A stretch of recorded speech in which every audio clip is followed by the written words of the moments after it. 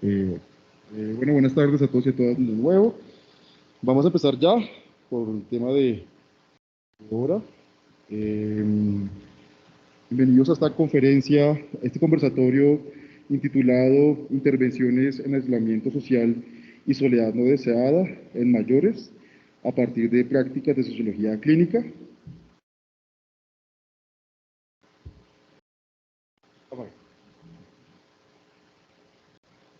Listo, gracias. A cargo del profesor José Hernández Ascanio, que me va a permitir hacer una presentación del profesor. El profesor José Hernández Ascanio, eh, bueno, antes de presentar al profesor formalmente, quisiera extender el agradecimiento al Departamento de Sociología de la Universidad Javeriana y también al Instituto de Salud Pública de esta universidad que alojó la conferencia en el marco de la estancia de investigación del profesor en el marco del programa de Erasmus Plus. El profesor Hernández es licenciado en Antropología Social y Cultural de la Universidad de Sevilla y también sociólogo de la Universidad Nacional de Educación a Distancia en España. Tiene estudios de posgrado, tiene un doctorado en biomedicina de la Universidad de Córdoba y un doctorado en ciencias sociales y jurídicas también de la misma universidad, así como un máster oficial en derechos humanos, interculturalidad y desarrollo de la Universidad Pablo de Olavide y también en un otro máster en evaluación de políticas públicas de la Universidad de Sevilla. Algunas de sus publicaciones en coautoría con otros colegas son condicionantes para el abordaje del aislamiento social y la soledad de adultos mayores no institucionalizados desde la atención primaria de salud, publicado en la revista Atención Primaria número 54. Otro ejemplo de sus publicaciones, que también da cuenta del trabajo del profesor en temas de innovación social, es medir la capacidad de innovación social en organizaciones complejas del tercer sector. Y una más, también para muestra de su prolífico trabajo, es Lo femenino y la vivencia de la soledad, la vejez como etapa con fortalezas, publicado en la revista Cuadernos de Trabajo Social, número 34. Profesor, bienvenido y gracias por estar aquí. Muchísimas gracias pues a los compañeros del Instituto de Salud Pública por invitarme a participar de esta actividad y también agradecer pues al Departamento de Sociología de la Universidad de Ciencias Sociales con las que, el entorno en el que estoy desarrollando esta movilidad. Los agradecimientos son muchos, tengo que decir que para mí ha sido un descubrimiento fantástico el poder estar aquí en la Universidad Javeriana desde pequeñito, no voy a decir desde pequeñito, pero sí desde que empecé la formación universitaria, había tenido como referencia la Universidad Javeriana por diferentes motivos y entonces estar aquí pues como que es un deseo, satisfacción muchísimo. Yo no creo mucho en los currículums, pero bueno, a veces te piden esto de reseñar cosas y un poco por vergüenza no suelo poner también otra cosa, que es que lo primero que yo estudié en la universidad fue, soy diplomado en enfermería, aunque no lo suelo poner según al sitio donde voy, pero también reivindicar un poco la dimensión de profesional de enfermería y de ese área de conocimiento. A mí personalmente, bueno, pues me ha aportado una visión muy transdisciplinar y muy de los fenómenos sociales. Yo actualmente trabajo sobre determinantes sociales en salud y 3 años estamos con un proyecto de Córdoba, junto con otra institución que es el INIDIS, que es el Instituto, para trabajar un tema que nos parece bastante importante, por lo menos en el contexto europeo. El tema del aislamiento y de la soledad no deseada en mayores se ha convertido en una auténtica... Toda la situación, del confinamiento por el COVID a un contexto en el que se han agravado mucho este tipo de temas. Quisiera empezar un poco por poneros en contexto de este proyecto. Este es un proyecto que surge a iniciativa del Servicio Andaluz de Salud, que es la Administración Pública, a servicios de salud de la región a la que yo pertenezco.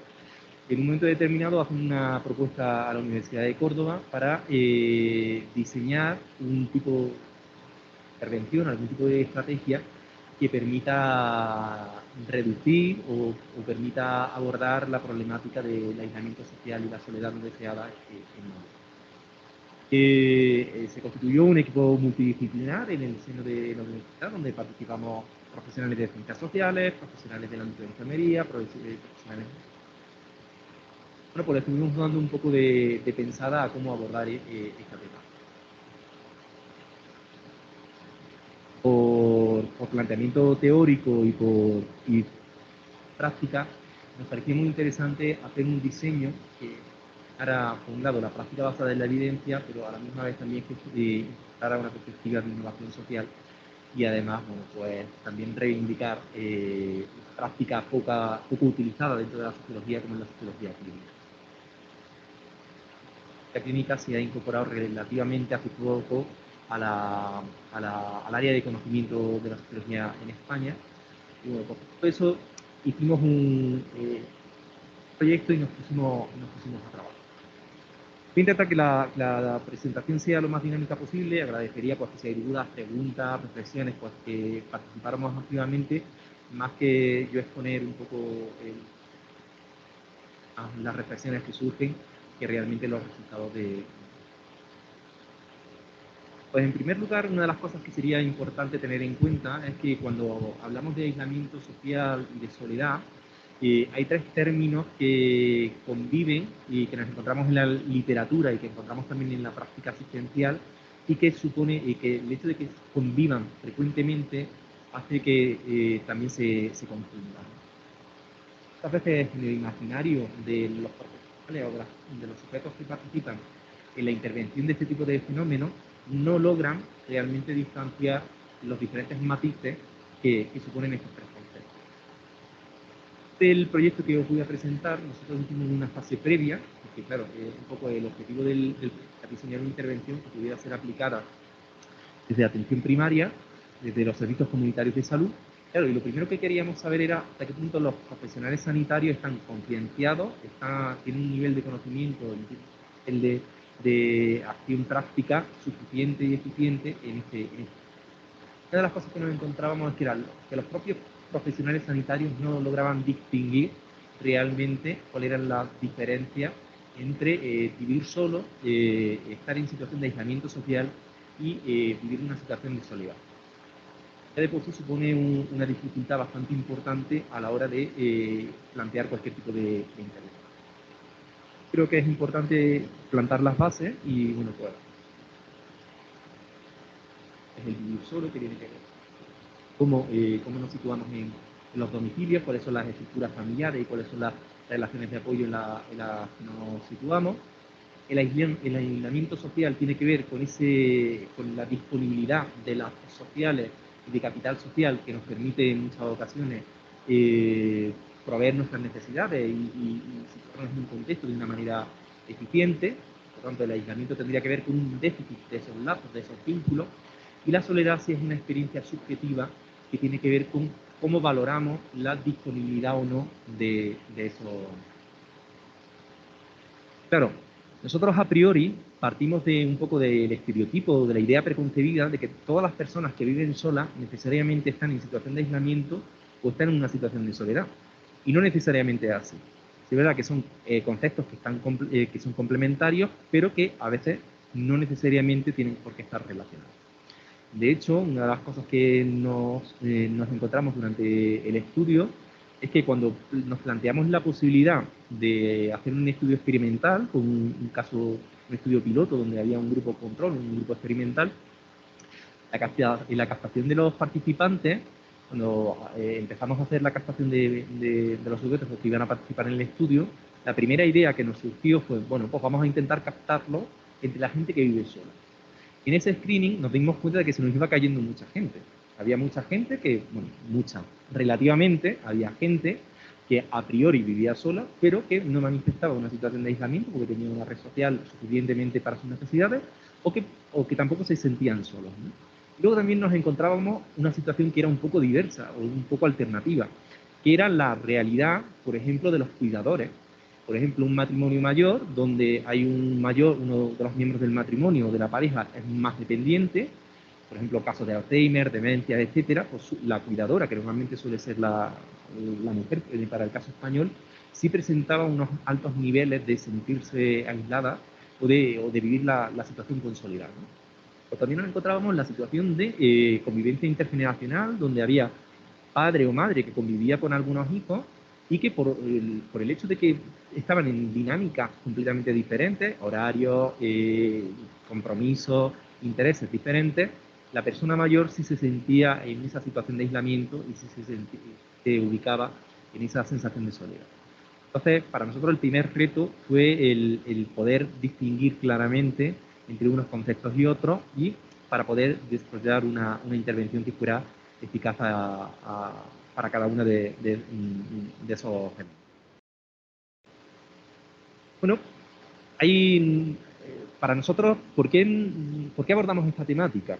Básicamente, durante los últimos 30 o 40 años, los últimos 30 40 años en Europa, hemos sufrido un cambio demográfico absolutamente brutal, que ha supuesto un aumento de la población envejecida y un aumento sobre todo de las personas muy mayores. A eso hay que añadirle que también ha habido una modificación bastante importante de los patrones de convivencia. O sea, antes en el modelo español nos encontrábamos con familias ampliadas, ahora nos encontramos que desde la democracia, o sea, desde que arranca la democracia en el año 78, el núcleo doméstico se va restringiendo, se va haciendo cada vez más mínimo y los procesos de emancipación de las generaciones jóvenes son mucho más rápidas. También es verdad que va un poco acorde a los ciclos económicos que vive el país. O sea, es cierto que el modelo de familia se ha ido contrayendo, se ha ido ampliando en función del momento económico, ¿no? En esa situación de envejecimiento nos encontramos que, por ejemplo, en este momento, son datos del 2021, casi el 20% de la población española, o sea, somos 47 millones de habitantes, pues casi el 20% son sujetos que tienen más de 65 años, y además la previsión es que este proceso aumente de manera significativa, o sea, casi hasta el 30% antes del tercer parte de siglo, ¿no? Además también nos encontramos con el aumento de los muy mayores. Si antes pues el hecho de llegar a ser octogenario, nonagenario o centenario era un evento muy episódico, ahora nos encontramos con que cada vez es más frecuente encontrarnos con sujetos que se vinculan con esas edades. Claro, los procesos de envejecimiento suponen un aumento de la dependencia. Es decir, para el caso de español, una de las cuestiones que ha sido muy prioritaria a la hora de diseñar una política pública de salud ha sido no solo ver las cuestiones que tenían que ver con elementos de carácter sanitario, sino también incorporar dentro de la agenda y de la cartera de servicios todas aquellas prácticas que tenían que ver con los cuidados a la dependencia.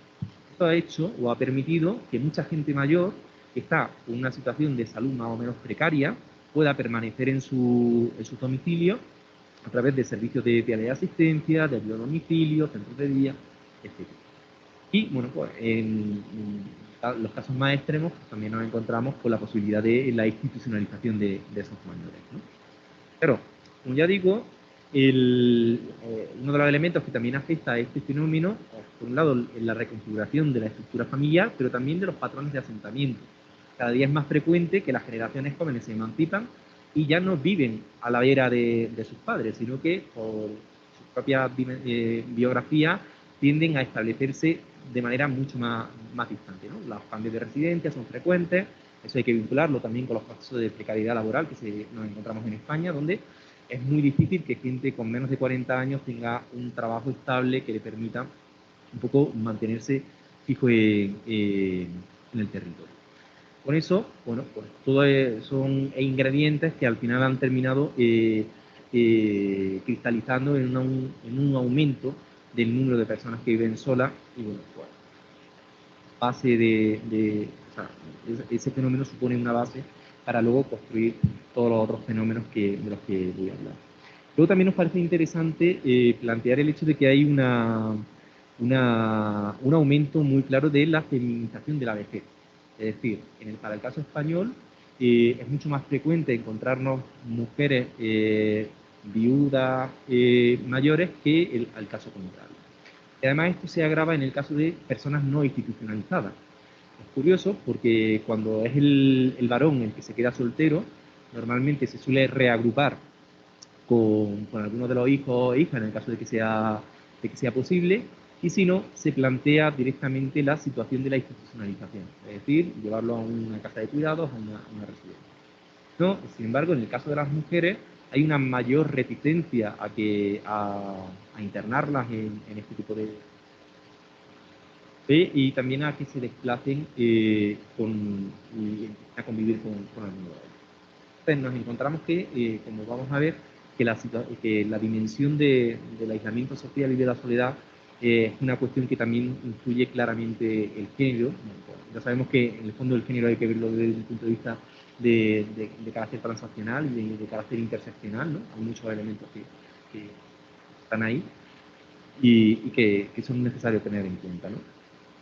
Claro, cuando todo esto al final termina creando una tormenta perfecta, entre comillas, que termina desembocando en lo que hemos mostrado como el aislamiento social y de soledad no deseada. Creo, por hacer un paréntesis, es importante también hablar de la diferencia entre la soledad deseada y la no deseada. Hay gente que por opción personal decide, pues, en un momento determinado, retirarse de las relaciones sociales, de la vida comunitaria, y vive la soledad como una experiencia realmente de enriquecimiento personal y de crecimiento. De hecho, bueno, pues algunas de las publicaciones que comentaba Fernando han ido también por indagar por esa experiencia.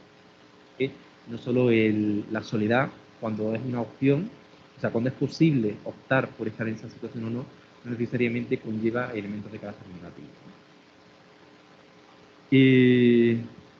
Claro, hay muchos estudios que plantean que el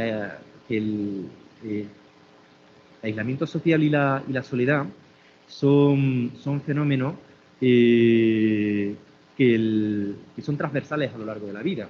Y de hecho, últimamente con el tema de la pandemia se han hecho muchos estudios, sobre todo en los dos grandes polos del momento biográfico, muchos estudios que tienen que ver con la sensación de soledad en los jóvenes y adolescentes y con la situación de aislamiento en ese momento generacional. Y luego también con los estudios, hay muchos estudios con el otro, con el otro polo, ¿no? Sin embargo, nos encontramos con que por una serie de elementos que voy a ir comentando a continuación, existen más elementos de factores, existen mayor número de factores de riesgo asociados a la vejez para vivir este tipo de situaciones con respecto a otros momentos dentro de la biografía. Básicamente porque también hay un proceso de selección. Es decir, el caso de la vejez nos encontramos que el aislamiento social es una situación impuesta por el contexto. Hay una pérdida paulatina de contacto y también con una merma de las capacidades de los sujetos para seguir un proceso social más o menos normalizado. O sea que en el caso de los adolescentes y de los jóvenes no está el caso. Sí es verdad que nos encontramos una diferencia cuantitativa y cualitativa con respecto a esos dos polos. En el caso de los mayores nos encontramos que se reducen el número de los contactos y lo que se convierte en un factor de riesgo bastante significativo, pero que los contactos sociales que se mantienen, o sea, la red social que se mantiene durante la vejez es mucho más rica y es mucho más significativa que, por ejemplo, en otros momentos de la vida. Y eso, pues, también nos supone un recurso que es importante tener en cuenta de cara a movilizarlo para hacer cualquier tipo de intervención. Por hacer una pequeña caracterización en función de las principales variables que normalmente solemos utilizar en ciencias sociales y en el ámbito de los estudios de salud, pues nos encontramos con que el aislamiento social y la soledad no deseada, cuando lo vemos desde el punto de vista de género, es un fenómeno claramente feminizado, especialmente cuando vamos avanzando en las etapas de la vida, ¿no? Sí es cierto que hay un momento crítico, solo hay un momento en el que los varones suelen demostrar o manifestar mayores tasas de incidencia en este tipo de fenómenos, que es cuando los varones dejan de desarrollar su actividad profesional. En el fondo, pues tiene que ver mucho también con la distribución y con la situación de los roles que tradicionalmente han acompañado al hombre y a la mujer. El espacio de sociabilidad de los hombres ha estado siempre en el trabajo fuera de casa, su espacio de socialización siempre han sido públicos. En el momento en el que nos llega la jubilación, nuestra identidad como varones en muchas ocasiones entra en crisis y también hay una tendencia a perder los vínculos naturales que se han venido estableciendo durante todo el periodo laboral. Sin embargo, en el caso de las mujeres, la pérdida de lazos es progresiva y sobre todo se acentúa cuando hay algún tipo de duelo, es decir, cuando aparece el cónyuge, cuando se emancipan los hijos, es decir, realmente es un proceso mucho más sistemático a lo largo de... Sí es cierto que el género también afecta a la manera de vivenciar el fenómeno de la soledad. Como veremos luego un poco más adelante, existen diferentes métricas, diferentes maneras de medir este fenómeno. Y, por ejemplo, la escala que nosotros hemos trabajado en nuestro estudio, que es la escala de John Dewey, plantea dos tipos de soledades, ¿no? La soledad social, es decir, como yo... También una vivencia mucho más psicológica, más interiorista. En el caso de los varones es más frecuente la soledad social, mientras que en el caso de las mujeres suele ser más frecuente la soledad afectiva. Eso tiene que ver también con nuestros procesos de socialización y cómo se nos educa a la hora de gestionar determinados procesos vitales. La masculinidad clásica, bueno, pues no voy a descubrir nada nuevo, pues se nos ha socializado tradicionalmente a no dejarnos afectar mucho por las emociones, ser más fríos. Por lo tanto, echamos más de menos nuestras posiciones dentro de la sociedad, mientras que a las mujeres sí se les permite o se les incentiva más la dimensión afectiva y por lo tanto esa es una de las cosas que explica a lo mejor el que puntúen más en este tipo de la dimensión, una dimensión más afectiva. Si tenemos en cuenta los grupos de edad, nos encontramos que estos fenómenos adquieren a lo largo de la vida una forma de huir. Normalmente, como ya he comentado antes, se sitúan o tienen una mayor incidencia. O sea, la soledad tiene que ver con una forma de útero, ¿no? Y se plantea con un cierto nivel de incidencia más o menos equitativo al inicio de la vida, sobre todo en la adolescencia y primeros momentos de la juventud, y luego en los momentos de la vejez. Sin embargo, el aislamiento social es un elemento progresivo, de carácter lineal, porque tiene que ver con una pérdida de las relaciones sociales. Estado civil, bueno, pues es una cosa un poco así muy básica. Claro, hay una mayor vinculación con la idea de que la pareja, el mantener la estructura familiar más o menos básica, es un elemento protector a estos fenómenos. Lo que pasa es que si escarbamos un poco la bibliografía, y a mí eso me parece muy interesante, hay algunos autores, Figuerbel, por ejemplo, que plantean que no es solo estar casado o casada, sino también depende de la calidad de la relación y en la que te sitúa. Por ejemplo, pues nos situamos en una situación si nos planteamos una situación de violencia de género, pues que se desaparezca el ejecutor de esas prácticas de violencia, más que generar un duelo, muchas veces lo que genera una situación de alivio.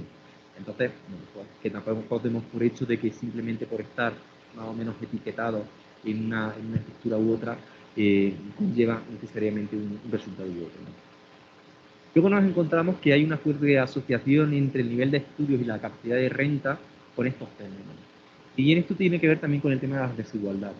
Normalmente, conforme aumentamos el nivel de estudio y aumentamos el nivel de renta disponible, los sujetos vivencian menos este tipo de fenómenos. Hay varias explicaciones con respecto a ello. Muchas veces hay autores que plantean que gestionar determinadas situaciones suponen un capital cognitivo.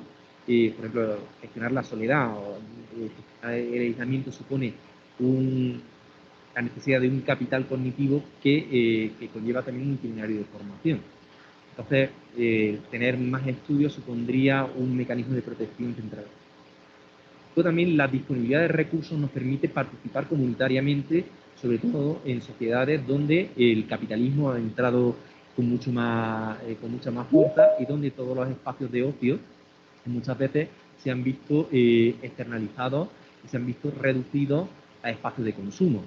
Entonces, cuando los sujetos no disponen de recursos necesarios para participar en esos niveles de consumo, se quedan un poco orillados en la dinámica comunitaria y al final eso termina repercutiendo en este tipo de fenómenos.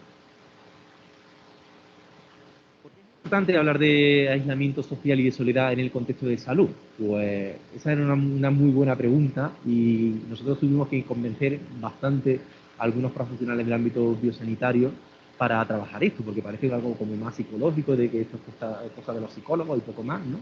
Y nos damos cuenta de que hay varias revisiones sistemáticas, varios metaanálisis que plantean que el aislamiento social supone un elemento, a mí me gusta decir que el fondo es un vector de sindemia, supone un elemento que lo que hace es incentivar determinados patrones de salud y determinados fenómenos de salud, ¿no? Y entre ellos está el que aumentan significativamente los niveles de morbilidad y los niveles de mortalidad. Hay estadísticas que lo demuestran, hay bastante información disponible sobre ello.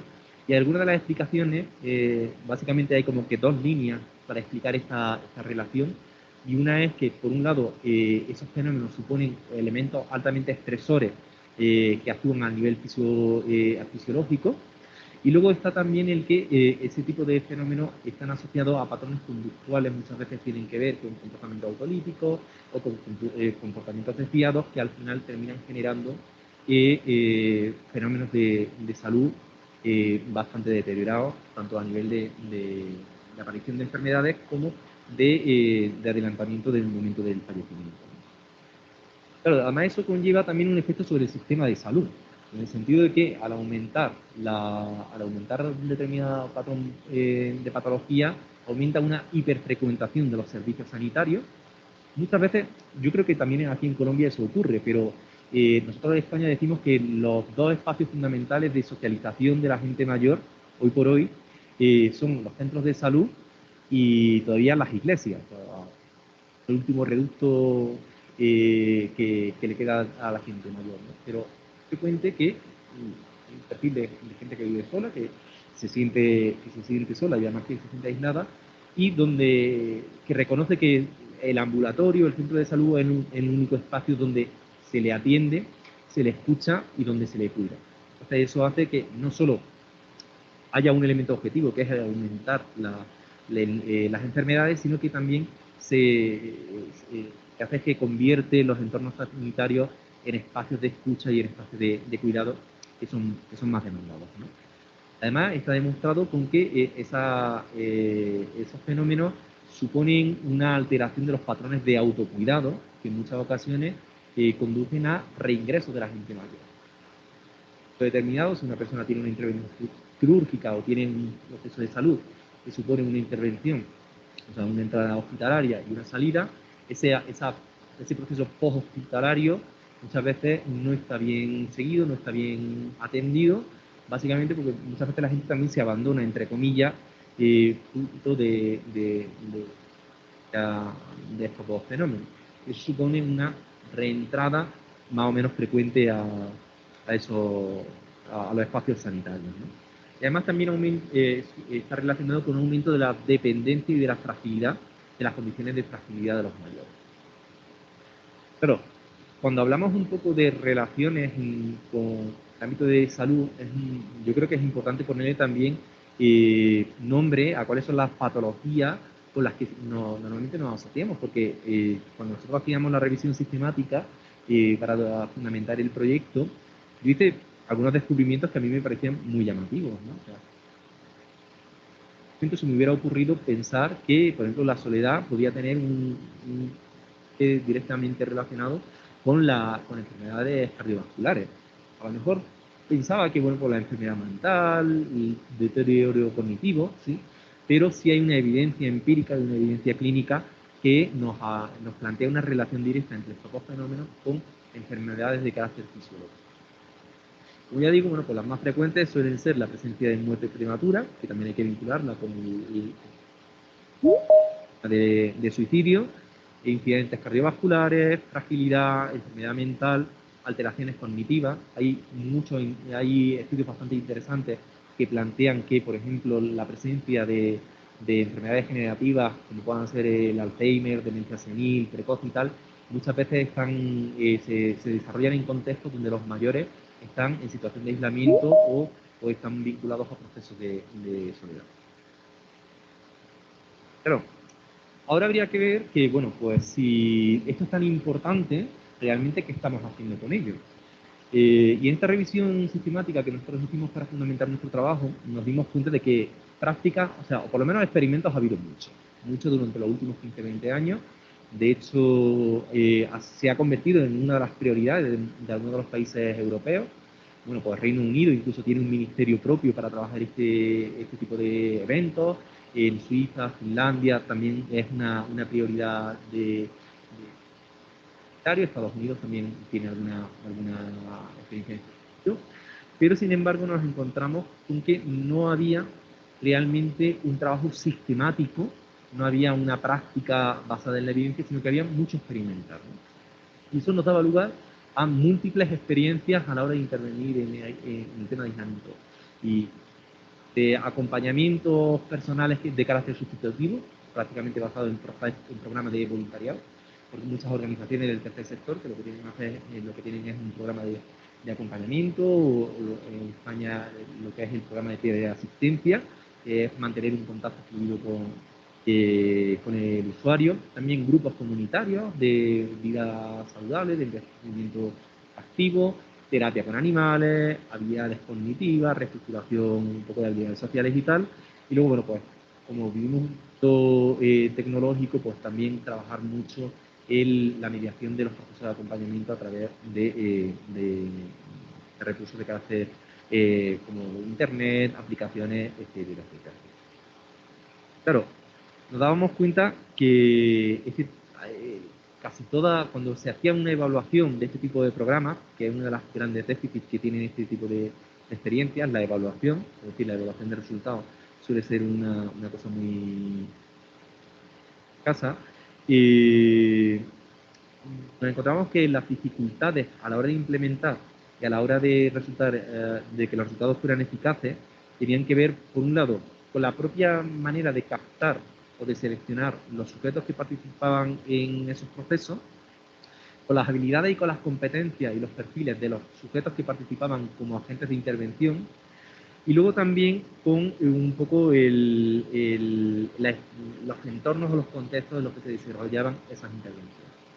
Tengo que decir que, claro, nuestro programa es el primero que surge en Andalucía, liderado desde el ámbito público, desde el ámbito sanitario, ¿no? El resto de los programas, que son bastante frecuentes en España, son en muchas ocasiones liderados por organizaciones del tercer sector, que, bueno, pues, que han hecho, bueno, lo que han podido, ¿no?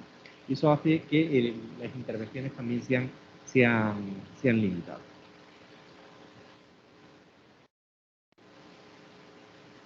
¿Cuáles son las intervenciones que la evidencia nos dice que son más eficaces? Bueno, pues por un lado las que conllevan un proceso educativo que tiene que ver, aunque aquí pone educativo, tiene que ver también con un proceso de resocialización y de trabajar las redes sociales y las habilidades sociales de los sujetos, las que se desarrollan dentro de contextos comunitarios y además donde la población diana es una población bien definida. Es decir, las intervenciones no pueden ser intervenciones estandarizadas, sino que precisan realmente de una adecuación a los contextos particulares en los que se desarrollan. También son mucho más eficaces las que se desarrollan en entornos comunitarios frente a las que se desarrollan en entornos individualizados o domiciliarios. Pero bueno, ahí también va a depender un poco de las particularidades de los sujetos con los que intervenimos. Son enfoques multimetodológicos, van a ser mucho más eficaces y sí, además, incluyen los modelos participativos, es decir, el diseño de la intervención, la ejecución, la evaluación por parte de esas intervenciones sea un elemento en el que puedan incluirse activamente los receptores, pues también garantiza mucho la eficacia de esa intervención. Claro, en este contexto, nosotros pues nos planteamos, bueno, ¿y ahora qué hacemos nosotros, no? O sea, fue una cosa bastante curiosa y nuestra idea era, por un lado, diseñar desde cero, partir de un modelo de innovación social, de práctica basada en la evidencia y de sociología clínica, una intervención que pudiera ser aplicada desde el sistema sanitario por profesionales sanitarios.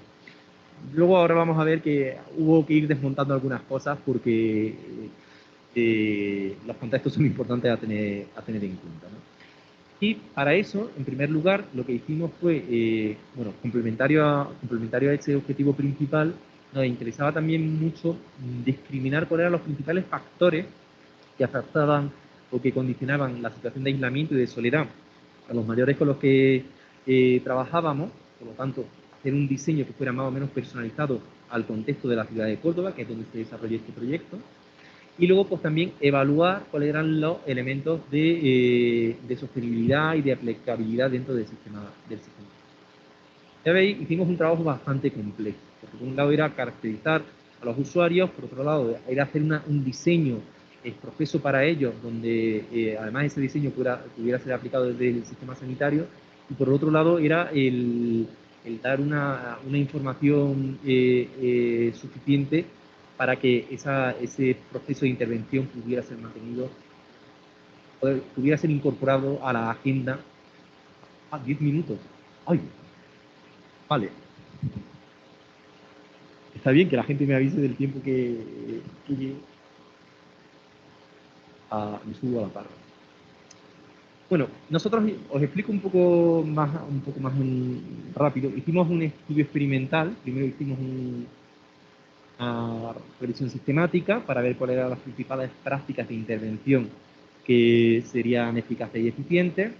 Constituimos un pequeño laboratorio de innovación social en el que participaban tanto profesionales sanitarios que trabajaban en los centros de salud y que se suponía que iban a ser los responsables de llevar a cabo la intervención, los mayores, que se suponía que iban a ser los receptores de dicha intervención, bueno, y un equipo liderado por la universidad, que era en principio los que íbamos a hacer la caracterización y vamos a hacer un poco la evaluación del proyecto.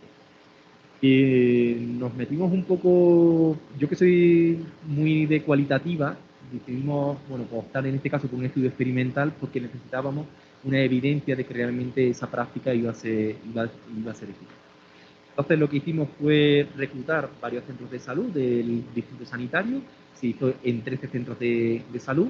A partir de esos 13 centros sanitarios se reclutó a una cantidad de, si no recuerdo mal, 120 mayores que habían pasado un filtro, o sea, se le aplicó una serie de escalas para determinar que realmente estaban en situación de aislamiento y de soledad. Y en paralelo, bueno, pues hicimos un diseño intervención durante 4 meses y sometimos esa intervención a un panel de expertos en el ámbito de ginecología, en el ámbito de geriatría, de intervención comunitaria y además también, bueno, pues con los mayores para adaptar lo que era el formato de intervención. Los contenidos venían determinados por una revisión de práctica basada en la evidencia y el formato venía determinado un poco por la accesibilidad tanto de mayores como de profesionales sanitarios. Bueno, los criterios de inclusión eran que tuvieran más de 65 años, que estuvieran aislados socialmente, que tuvieran soledad. No me voy a meter mucho en este tema. Bueno, nuestros compañeros de epidemiología y de bioestadística nos hicieron bien los cálculos para saber cuántos teníamos que entrar y meter y tal. No tampoco extender mucho en esto. Y luego, bueno, pues en el caso de la evaluación, de resultados hicimos una evaluación cualitativa, un diseño estructural de casos críticos, de casos extremos, en función de los profesionales que participan. ¿Cuáles eran un poco las prácticas de intervención? Claro, y aquí entra mucho también la práctica, el tema de la sociología clínica. La sociología clínica básicamente es bueno, hay algunos autores, espero que no me maten, espero que nadie sea un experto en sociología clínica que pueda criticarme, pero es un espacio híbrido entre la psicología social y la psicología aplicada. Entonces, una de las prácticas más habituales que se utilizan en psicología clínica es todos los métodos biográficos, todo el tema de reestructuración cognitiva y todo el tema de revisión de patrones comportamentales. Entonces, nosotros en este diseño establecimos como que había 3 grandes ámbitos con los que trabajamos. por un lado, la interacción y el contacto social, que era básicamente desarrollarlo a partir de competencias y habilidades sociales, hacer un proceso de reestructuración cognitiva acerca de los procesos de competencia y de control personal, y luego pues, el reenganche comunitario, que tenía que ver un poco con alentar y fomentar la participación dentro de las estructuras de barrio en las que se sitúan los distritos sanitarios. Y directamente un poco a los resultados. Los estudiantes. Los participantes del estudio compartían mucho de las características que nosotros habíamos encontrado a nivel nacional, tanto por edad, distribución de género, estado civil, es decir, todo un poco lo que os he comentado al principio de cuáles eran los principales determinantes que estaban relacionados con ese fenómeno. Pero es curioso que en nuestro estudio al determinante que afectaba al aislamiento y a la soledad hicimos un estudio, hicimos un análisis factorial de los resultados y concretamos que eran dos elementos fundamentales los que afectaban a nuestro grupo de trabajo. Dado la movilidad, la mayoría de los mayores tenían una movilidad reducida y eso les permitía interaccionar muy poco con los entornos, porque además también vivían en entornos residenciales poco habilitados, es decir, bloque de pisos sin ascensor, entornos, bueno, pues barrios que se habían gentrificado y habían perdido un poco las referencias comunitarias, es decir, había una afectación de la movilidad bastante significativa. Y luego también el nivel de estudio. El nivel de estudio y los recursos económicos. Yo digo que los académicos somos muy poco honestos muchas veces en los resultados que tenemos porque queremos que nuestros resultados sean eficaces. ¿Cuáles son los resultados de nuestro estudio? Nos dimos cuenta de que la intervención, cuando comparábamos los resultados entre el grupo experimental y el grupo control, no había resultados significativos con respecto a la eficacia de la intervención. Nos llamó muchísimo la atención. Claro, luego empezamos un poco a escarbar, a profundizar y vimos que el estudio había tenido una serie de limitaciones. Por un lado, había una limitación en cuanto al número, a la muestra, es decir, era un número muy reducido de sujetos como para establecer diferencias significativas entre un grupo experimental de 50 y un grupo de control de 50. Por lo tanto, había sido un mal enfoque a la hora de plantear la comparación. Tendríamos que haber hecho más un estudio evaluativo a nivel cualitativo, en este caso hubiera resultado mucho más eficaz. Pero sí nos damos cuenta que si mirábamos al grupo experimental, no en comparación con el grupo control, sino en comparación consigo mismo, había una evolución positiva tanto en el ámbito de aislamiento y de soledad. Es decir, si quitábamos el carácter de comparación entre grupos, sí no resultaba eficaz este tipo de intervención. Además, era una intervención, unos resultados que se mantenían, hicimos un post, hicimos una medición basal al inicio del proyecto, una medición a los 4 meses, que era cuando finalizaba la intervención, y luego a los 3 y a los 6 meses de haber finalizado la intervención. Nos dábamos cuenta de que los efectos de la intervención se mantenían a lo largo del tiempo, salvo por una pequeña cuestión, que era que la soledad aumenta, en vez de disminuir, aumentaba cuando terminaba la intervención. Nos pusimos a reflexionar, claro, y decíamos, ¿qué ha pasado? El problema era que el diseño, nosotros lo habíamos hecho para que fuera ejecutado por personal sanitario, personal de los centros de salud. En el último momento, los profesionales sanitarios nos dijeron que no tenían tiempo para poder dedicarse a este tipo de intervenciones, que era mucho más urgente hacer otras prácticas de intervención clínica, que eso nos resultó bastante. Luego hicimos un estudio cualitativo acerca de sus percepciones y sus valoraciones acerca de este problema, y nos dio cuenta del resultado que nos salía de ese cualitativo, era de que evidencian que el aislamiento y la soledad es un problema de salud, pero que no es un problema prioritario. Que entre un problema biomédico y un problema de estas características debería tener primacía intervenir sobre lo biomédico. Claro, nosotros cuando empezaron a caerse nuestros agentes de intervención, lo que hicimos fue trabajar con estudiantes de la Facultad de Medicina y Enfermería y con personal voluntario. De capacitación, me quedan 3 minutos, más rápido, los formamos en este tipo de habilidades y, bueno, pues ellos llevaron a cabo la intervención.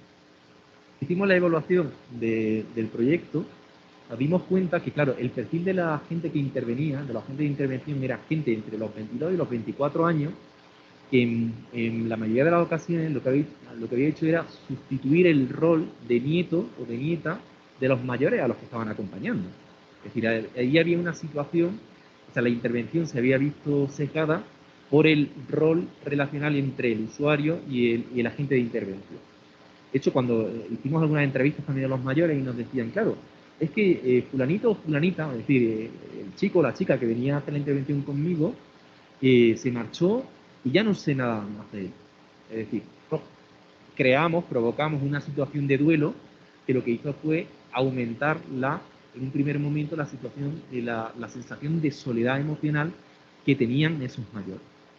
Cuando esa situación de duelo pasó, es decir, a los 3 meses de finalizada la intervención y a los 6 meses, nos dimos cuenta de que las habilidades y las competencias que se habían ido implementando durante la intervención, sí se habían, los mayores, o sea, los usuarios de este programa, sí le habían incorporado y sí le había resultado eficaz.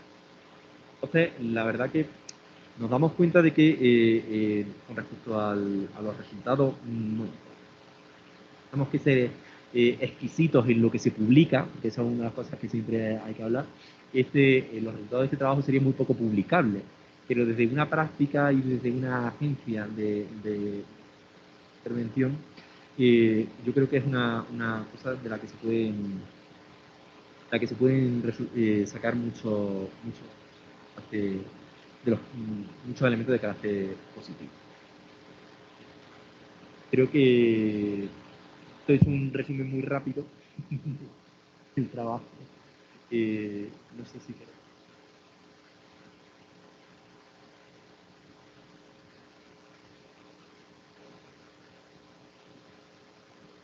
Muchas gracias. Se abre espacio para alguna pregunta, comentario, tanto los presentes aquí presencialmente como quienes están en el Teams. No sé si ya vamos a ver si hay manitos levantadas. Mientras tanto, por aquí, Ángela, adelante.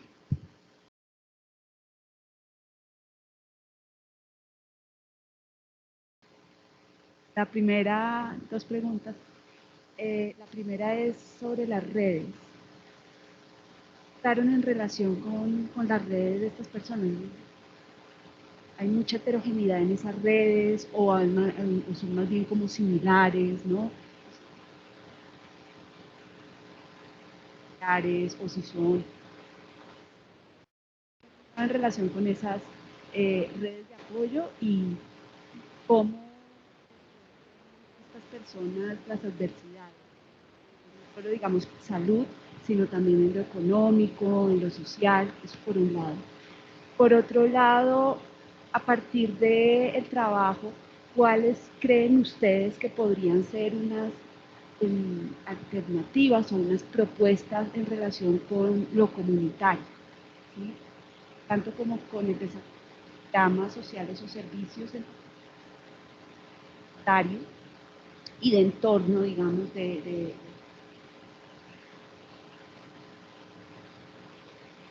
por dónde serían cuáles serían como las sugerencias para pensar, tal vez sí en programas sociales, pero que estén más inspirados en qué hay que hacer en relación con los entornos inmediatos.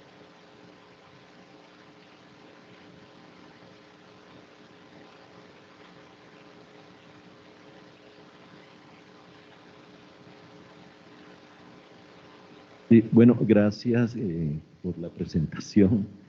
En la presentación usted habló de una diferenciación de cómo el hombre y la mujer vive este fenómeno del aislamiento y la soledad. Y hablaba de una feminización, ¿sí? Esa feminización hacía más intenso la soledad y el aislamiento social. A contrario que si se hubiese presentado un fenómeno de masculinización del fenómeno.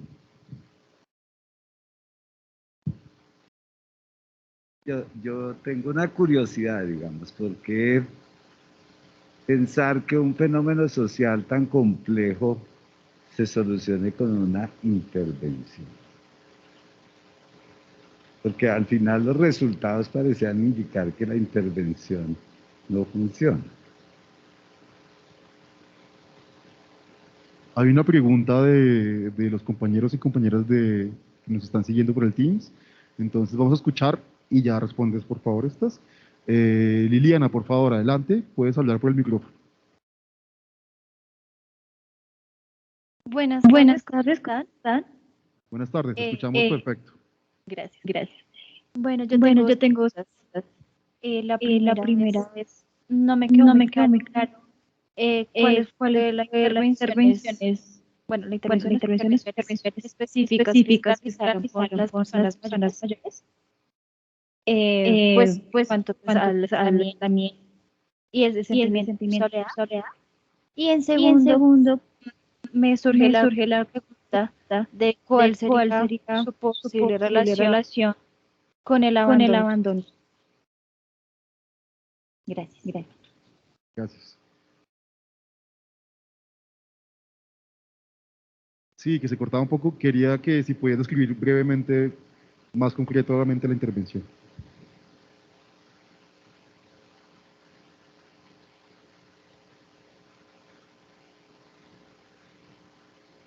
Bueno, pues un poco empiezo por las preguntas de la compañera. Nosotros lo que nos dimos cuenta era que, claro, la sociedad, la sociedad en la ciudad de Córdoba, salvo aquellos barrios que están ocupados por minorías étnicas, suelen mantener una estructura muy homogénea. En el caso de Andalucía, sobre todo Andalucía Oriental, que es donde se sitúa Córdoba, la estructura social es muy similar. Eso por un lado por lo que tiene que ver con la composición de la sociedad, ¿no?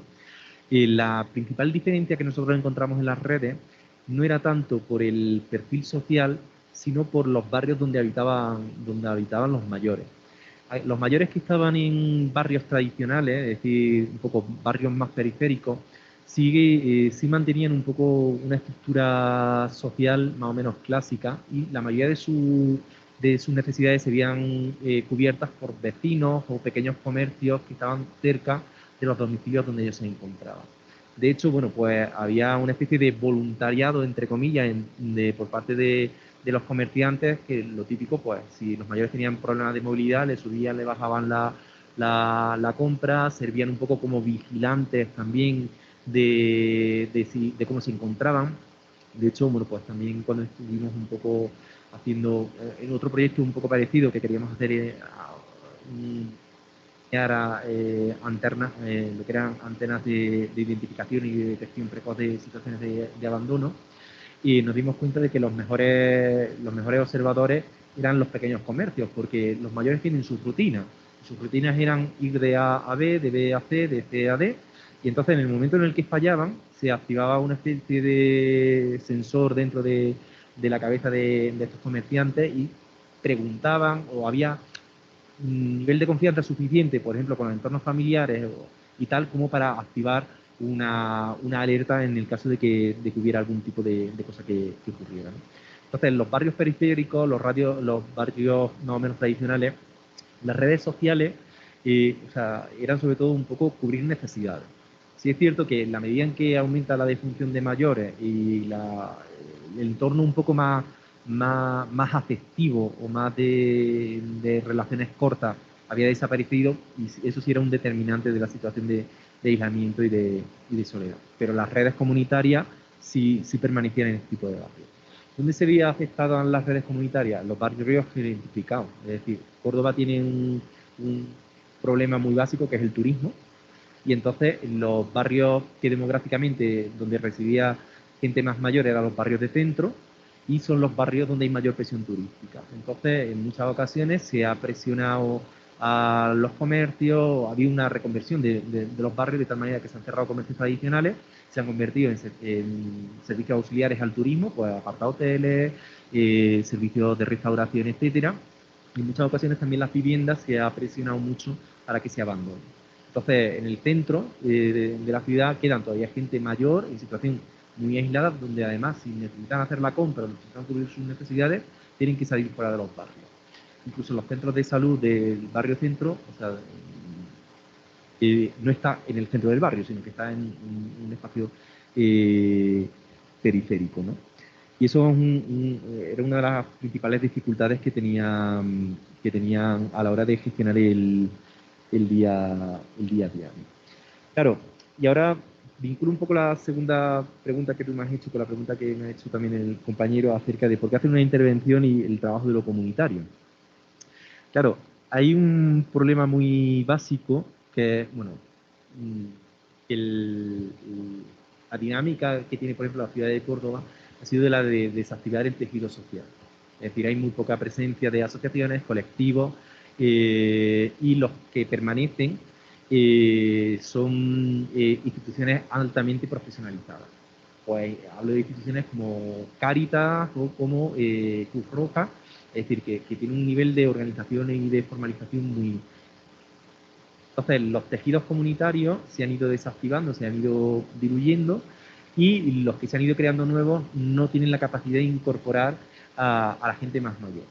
Un ejemplo pues pueden ser las actividades, pues, asociaciones deportivas o asociaciones culturales, asociaciones determinadas prácticas que dejan fuera un poco, que aíslan dentro de sus dinámicas a la gente mayor. Claro, cuando se diseñó este proyecto nosotros teníamos una doble tensión. O sea, unos tirábamos más por hablar de lo que son los activos en salud a nivel comunitario, que era hacer una resocialización de los mayores, pero claro, luego estaban el interés del sistema sanitario por proveer de un recurso o de proveer una estrategia que les permitiera abordar esta problemática.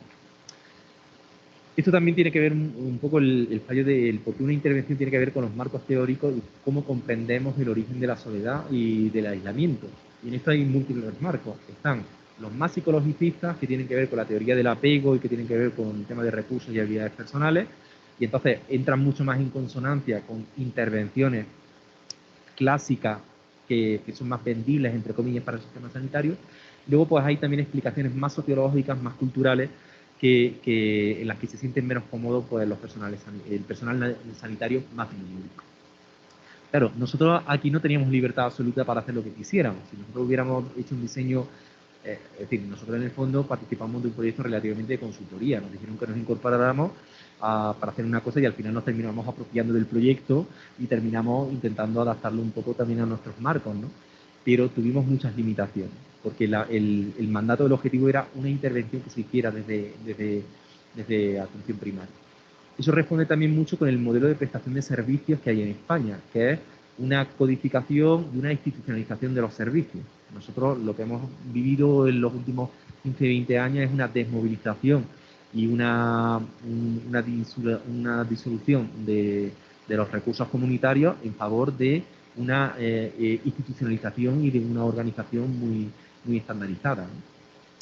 Y ante eso, bueno, pues hay algunas dinámicas y algunas prácticas de resistencia y hay experiencias que son innovadoras, pero en este caso, bueno, yo te puedo dar mi opinión y decirte si hace falta una intervención desde el sistema sanitario. Desde este punto de vista, no. O sea, desde el punto de vista de lo que ellos querían, no.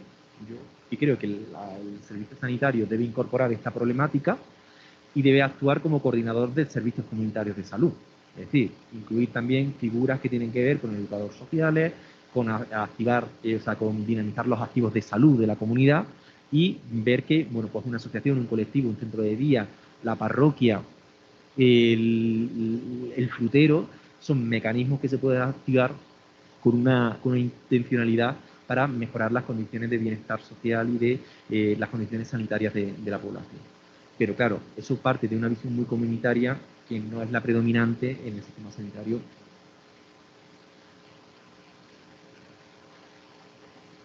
En relación también con el tema de la feminización, sí es cierto de que el ser mujer es un elemento que aumenta la situación de soledad, sobre todo lo que tiene que ver con la soledad afectiva y con la situación de aislamiento, un poco por lo que comentaba antes. Yo creo que, por lo menos para el caso de España, tal y como se ha organizado el sistema, por un lado está la socialización primaria de las mujeres que le pone una situación de desventaja en cómo gestionar determinados procesos biográficos, cómo vivir determinadas situaciones. O sea, el sentirse sola supone también, o sea, el darse viuda, entre comillas, el que los hijos se marchen, en el fondo supone ya casi como el final, la meta del objetivo de ser mujer para esta generación. O sea, nos referimos a mujeres que tienen 75, 80, 85 años, donde su mandato social era la procreación y el cuidado, y cuando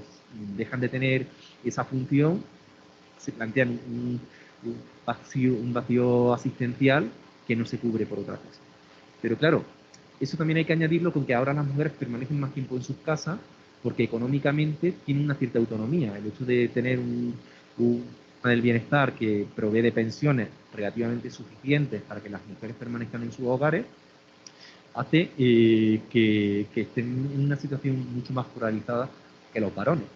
En este caso, el mandato de género juega siempre a favor de los varones.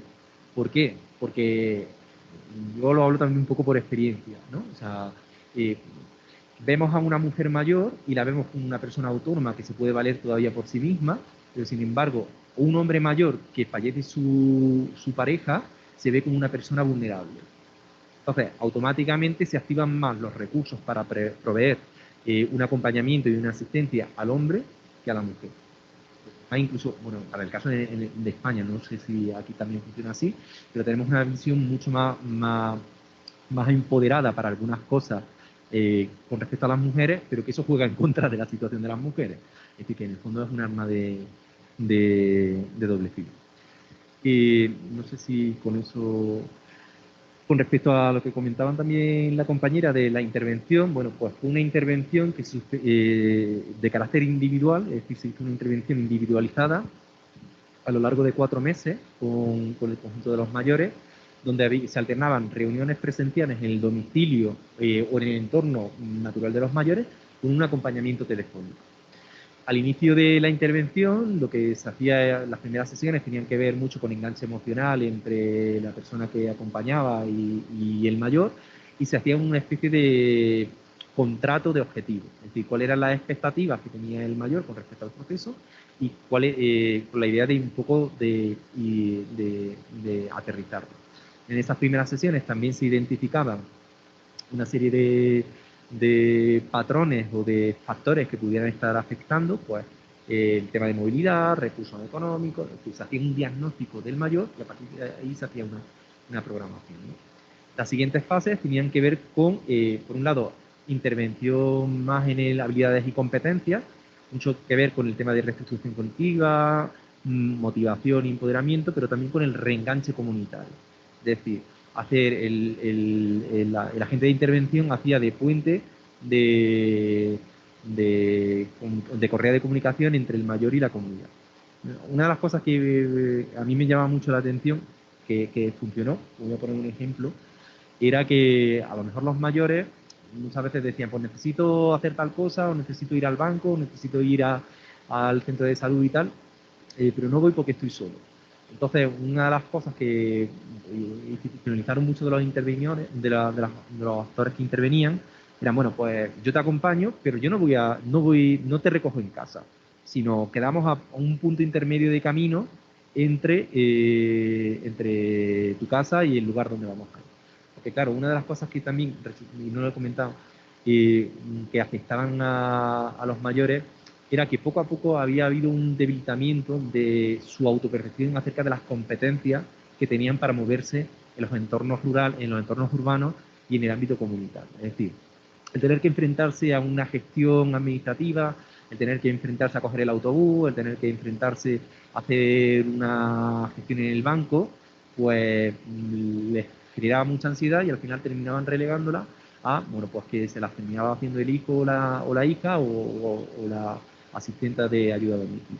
Entonces, recuperar esa participación comunitaria, es decir, que no es solo estar en los espacios públicos, sino en las prácticas cotidianas que todos hacemos, tenía que ver con un empoderamiento. Y eso también fue una de las prácticas más que se utilizaron más en la intervención. Y luego, bueno, pues también había prácticas que tenía que ver con entrenar en habilidades, mantener una conversación, esas conversaciones obligatoriamente, entre comillas, tenían que ver con haber escuchado un programa de televisión, haber leído el periódico, ver las noticias, es decir, tenían que ver con resocializar a los mayores en los entornos en los que estaban. Porque al principio te dabas cuenta de que el mayor estaba en su mundo, es decir, una situación totalmente de burbuja, y habían desconectado pues, de la vida del municipio, de la vida del barrio, y tal. Y entonces nos resultaba importante enganchar en esa dinámica. Y la última pregunta que me ha ido. Lo tengo apuntado, pero es que yo tengo tan mala letra que se me ha ido. Eran las intervenciones y era... ¿Puede repetir la compañera la última pregunta? Sí. Que lo tengo apuntado, pero es que lo he apuntado muy mal. Ah, el abandono. Vale, sí, el tema del abandono, perdón. Sí. Claro, nosotros directamente... Claro, el abandono como elemento objetivo, como elemento subjetivo.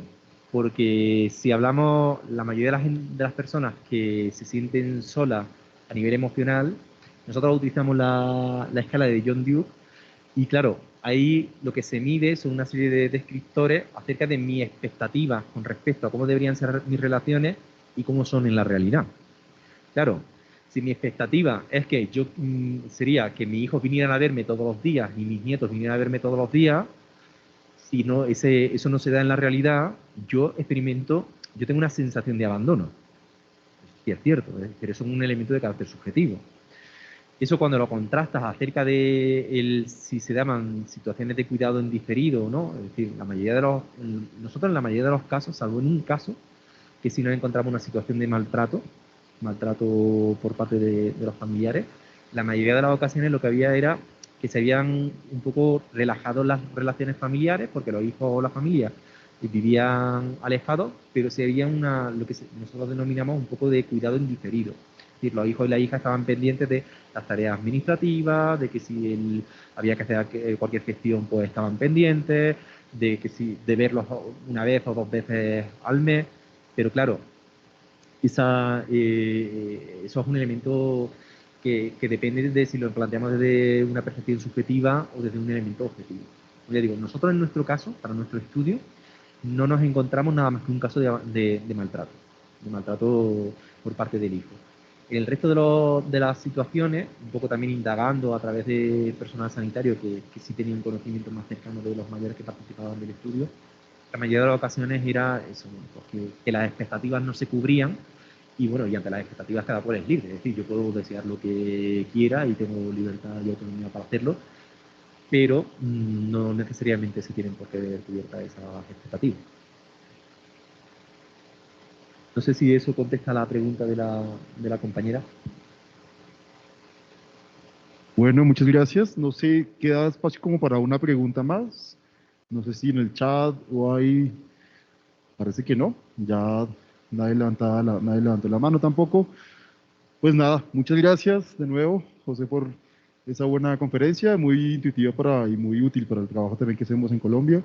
Así que bueno, gracias a todos por conectarse y a todas. Bueno, la conferencia quedó grabada. Por si a alguien interesa, por favor que nos escriban al instituto o a la Maestría de Salud Pública para compartirla. Muchas gracias de nuevo y hasta una próxima ocasión.